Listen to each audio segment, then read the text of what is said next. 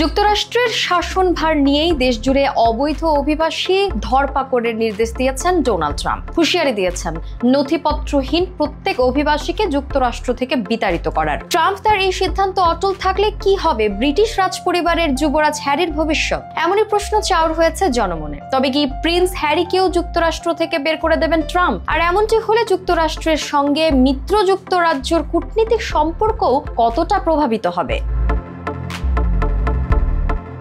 British রাজ পরিবারই বা কি পদক্ষেপ নেবে তা নিয়ে জল্পনা কল্পনা এখন তুঙ্গে। অবশ্য সব জল্পনা উড়িয়ে দিয়ে প্রিন্স হ্যারি ইস্যুতে সব প্রশ্নের জবাব দিয়েছেন প্রেসিডেন্ট ট্রাম্প। স্পষ্ট জানিয়ে দিয়েছেন প্রিন্স হ্যারিকে যুক্তরাষ্ট্র থেকে বহিষ্কারের কোনো পরিকল্পনা নেই তার। হ্যারিকে তার প্রাপ্য মর্যাদাই দেয়া হবে।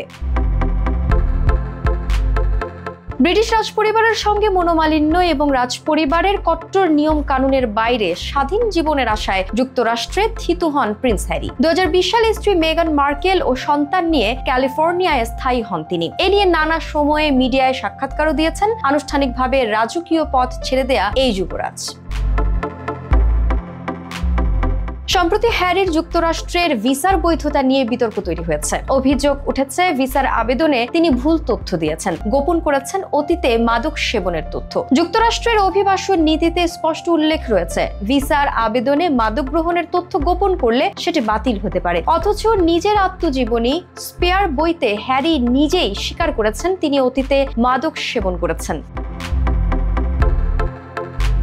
প্রিন্স হ্যারির এমন অকপট স্বীকারোক্তিমূলক জবানবন্দি নজরে আসে ওয়াশিংটনের উচ্চ পদস্থ কর্মকর্তাদের। হ্যারির বিরুদ্ধে আইনি ব্যবস্থা নেওয়ার আহ্বান জানিয়ে ট্রাম্প প্রশাসনের দৃষ্টি আকর্ষণ করেন তারা। তবে ট্রাম্প বলেন, আমি এখনই এটা করতে চাই না, হ্যারিকে সব ঝামেলা থেকে ছেড়ে দিতে চাই। এমনিতেই বেচারা নিজের স্ত্রীকে নিয়ে যথেষ্ট সমস্যায় আছেন, আর সমস্যা বাড়াতে চাই না।